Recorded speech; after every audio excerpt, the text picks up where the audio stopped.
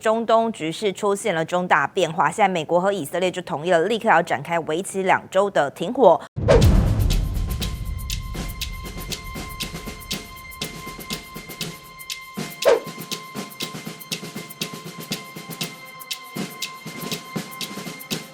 استحضار ملت شریف بزرگ و قهرمان ایران میرساند دشمن در جنگ ناجوانمردانه غیرقانونی و جنایتکارانه خود علیه ملت ایران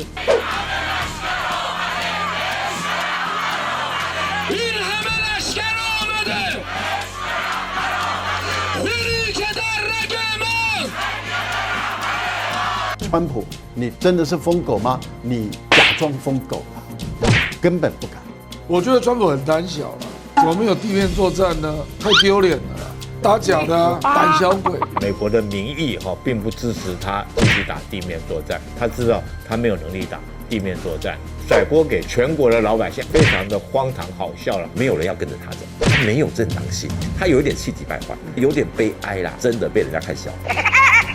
I was hoping today we can, maybe first take a step back and look at the wider strategy of the United States under Trump, because I was quite optimistic about his re-election. That is, he seemed to be capable of breaking from, narratives and ideologies, which I think the political West followed blindly over the past decades. And this seemed to be a requirement to navigate or adjust at least to the new realities of the world, which was that the unipolar distribution of power was gone. So he recognized the US couldn't be everywhere. So he's more or less suggested, we have to go to the Western Hemisphere and East Asia, which means we have to pivot out of the Middle East and Europe. And that meant ending the war with Russia. This trapped US resource in Europe, and it pushed the Russians towards China.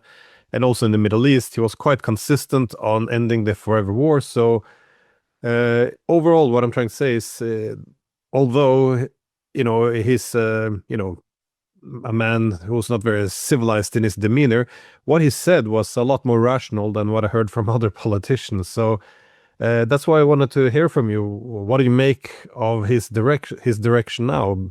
What's going to happen to the pivot to Asia and this wider strategy, which we saw outlined in the National Security Strategy of December 25? I think, Glenn, the best evidence of what you're talking about regarding how people like us thought about Trump initially in terms of foreign policy and what people think now is reflected in the lineup of people on Judging Freedom, Judge Napolitano's show. And of course, both you and I are regulars on the Judge's show. I think if you go back to the first maybe 6-7 months after President Trump was elected, virtually everybody who appeared on that show was quite optimistic that Trump would represent positive movement in terms of American foreign policy, that there would be no more forever wars. He wouldn't start any new wars, period. And there would be much less emphasis on a militarized foreign policy. And I think most importantly at the time, I think we all thought that there was a reasonable chance he would shut down the Ukraine-Russia war. So there was a lot of optimism about him. And of course, a lot of the people on the show, the Americans, didn't vote for Trump. Some did. But everybody, I think, was generally pretty enthusiastic about the direction that he was going to take the United States.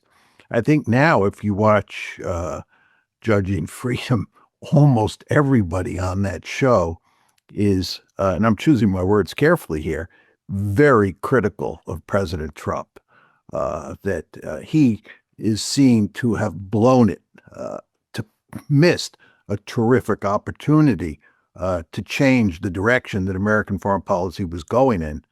And if anything, he's on the old path. I think the key issue today is the Iran war. And all I can say is it's truly remarkable that he allowed himself to fall into this trap. This is much worse than Afghanistan, much worse than Iraq. If you think about the Iraq war in 2003, at least in the initial stages, George W. Bush could land on the aircraft carrier and effectively declare mission accomplished, which is another way of saying we won. Trump can't do that. It's been clear almost from the beginning that this is the lost cause. But more importantly, the potential for really serious damage here is enormous. And here we're talking mainly about the international economy, but not only the international economy. So he's entered a war that he can't win and could have, and one could argue is likely to have catastrophic consequences for the world, not just for him and his presidency. So it's really quite remarkable when you think about it, where he has ended up in a quite short period of time.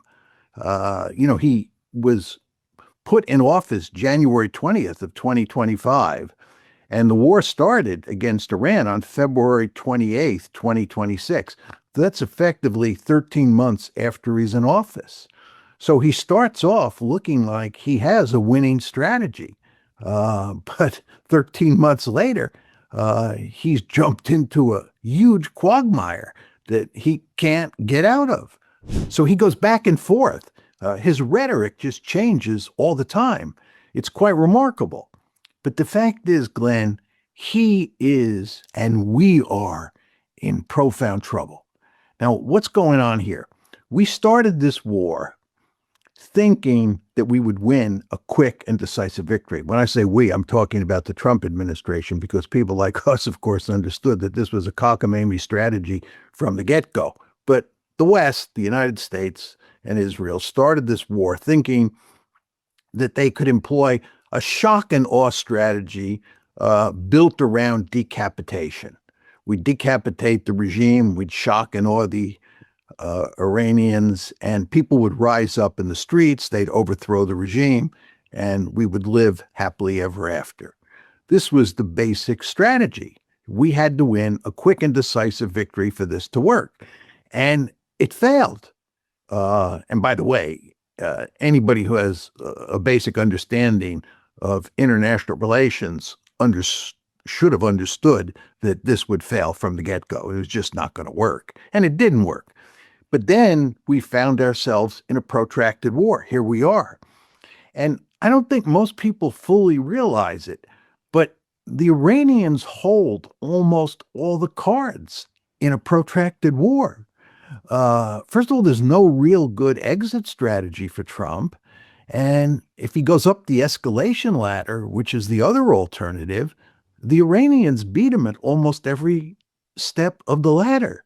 I think it's very hard for most Americans to understand this, especially people who watch Fox News and are loyal supporters of the president. They think that we're winning. They listen to him say that, we've already won. Why haven't the Iranians signed the surrender papers? But if you look carefully at what's going on here, and you have a basic understanding of military history and military strategy, you see very quickly that we are in terrible shape as you go up the escalation ladder. So again, the point I'm making to you is he has no exit strategy. He can't find the exit ramp now. And if he thinks about going up the escalation ladder, he gets stymied on every rung.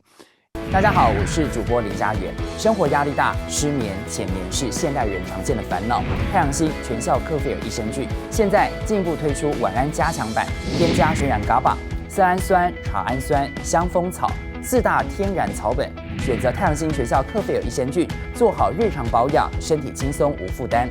每日克菲尔，时刻美好 ，Good Feel Good， 请上快点购为健康下单，输入推荐码有额外折扣。太阳星全效克菲尔益生菌基础版、晚安加强版，新包装改版，内容不变，抽取更方便，要吃就吃最好的。